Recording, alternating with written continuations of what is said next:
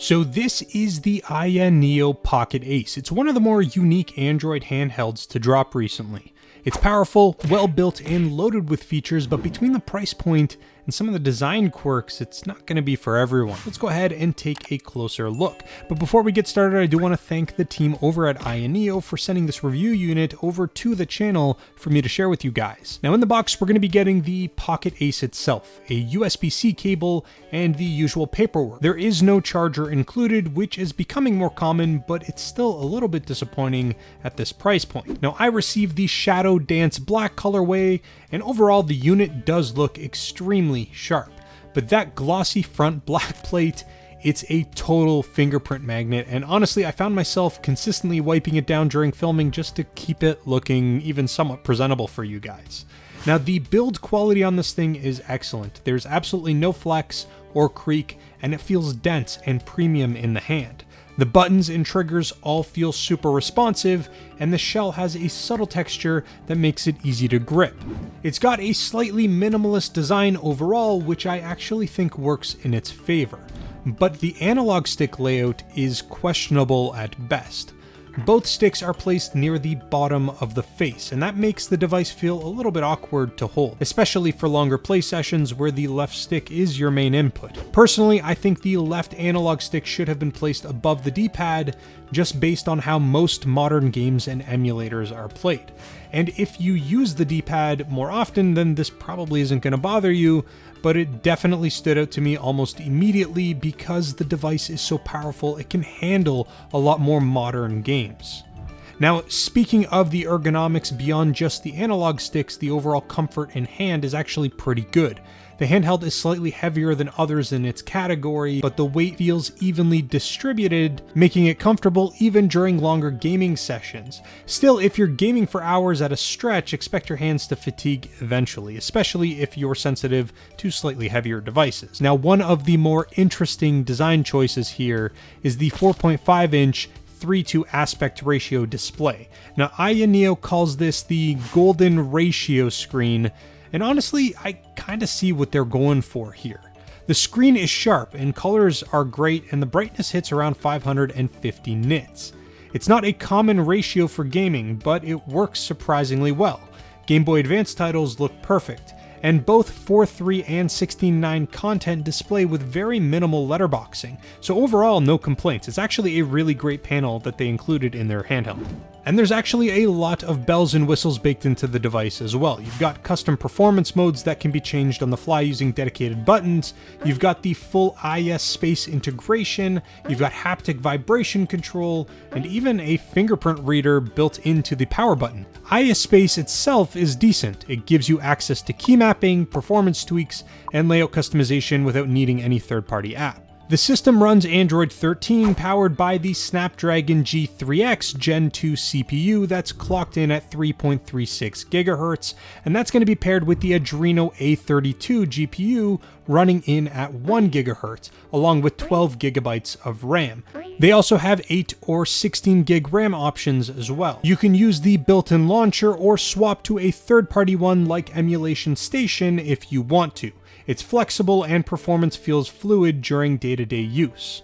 I'll also note here that I ran a Geekbench test, and I'm going to throw that up on screen so you can see the actual scores for yourself. The Snapdragon G3x Gen 2 holds up well, and it definitely outperforms most other Android handhelds in this category. Now I also did a quick teardown just to take a peek inside, and yeah, the internal layout is clean. The cooling system is well thought out, and the build feels like it was designed with longevity in mind. For storage, my review unit came with 256 GB built in, which is plenty for most users. Plus there's a micro SD card slot for expanding storage even further, which is obviously great news for anyone looking to carry around a large library of games or media. AyaNeo also has a few other storage options available, starting from 128 GB all the way up to 1 TB of internal storage if that's something that's important to you. Now battery life is always a big deal on these handhelds, and thankfully the Pocket ACE doesn't really disappoint. You can typically expect around 5 to 6 hours of solid gameplay on the 6000 mAh battery depending on your brightness and performance settings.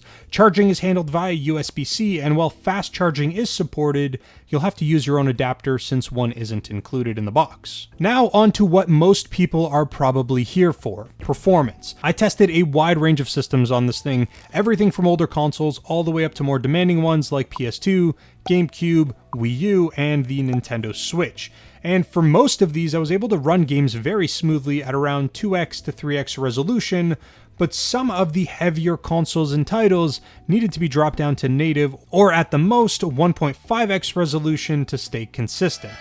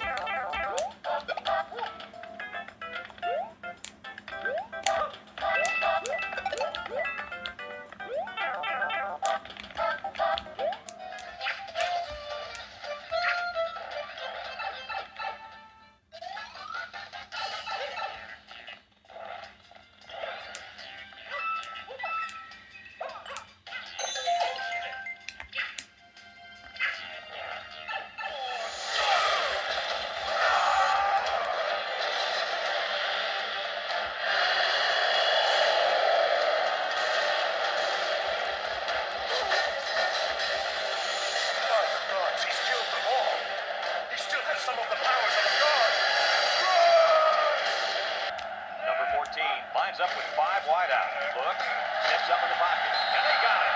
Now that's some heavy pressure. It all starts with the battle up front. I don't care how good the receivers are or how explosive is. This quarterback can make some plays for you if you give him enough time back there to throw. Well, it looks like he's going to have to figure out how to make plays.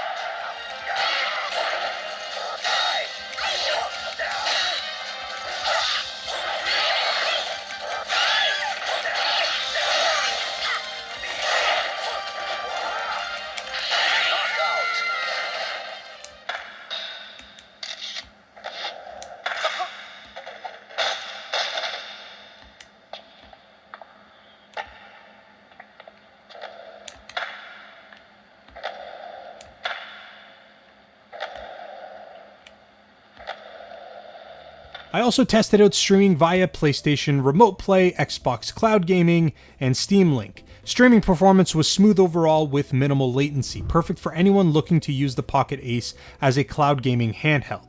Now I'll go ahead and put some footage up now so you can see exactly how well streaming works in practice as well.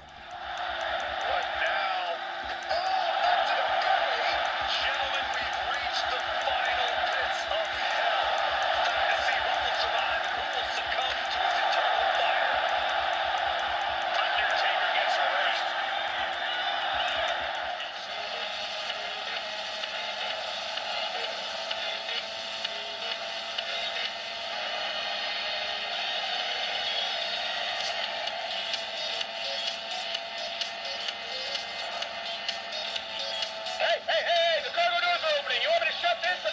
Oh, that was the plan?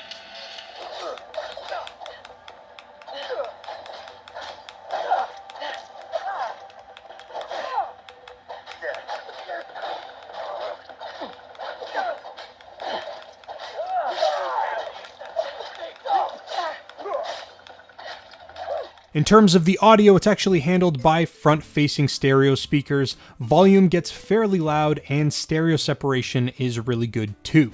Now currently the AyaNeo Pocket ACE is up for pre-order on Indiegogo, with several RAM and storage configurations available. As I mentioned, my review unit came with 12 gigs of RAM and 256 gigs of storage, and that's going to be priced at an early bird offer rate of $419 US, though that price will increase after launch. The entry-level option starts at $319 for 8GB of RAM and 128 gigs of storage, while their top-tier option offers 16 gigs of RAM and a terabyte of storage for an early bird price of $599. So with that pricing model in place, it tends to put the device in at a premium-tiered handheld. Now let's go ahead and look at the pros and cons of the device. On the pro side, it has excellent build quality, it has a sharp 3:2 screen with good brightness, strong performance for Android emulation and streaming, tons of built-in software features and customization, really good battery life for gaming, and the front-facing stereo speakers sound awesome. On the con side of things, I'm not really a big fan of these glossy front plates that show your fingerprints super easily. I'm also not a big fan of their current analog stick placement because it does feel a little bit awkward during gameplay, and the price is definitely on the high side. Overall, I was really impressed by the Pocket Ace, and I found that it was a device I tended to grab when I was looking to play some retro games or I was just bored at home. But I want to know what you guys think of the Pocket Ace in the comments. And if there's a specific system you want to see tested or a game, let me know as well, and I'll try to include that in a follow-up video. But that is pretty much all I've got for you guys in this video. I do want to thank the team over at AyaNeo one more time for sending this device over for review, but that is pretty much all I've got for you guys. Thank you so very much for watching, and I'll speak to you guys again real soon.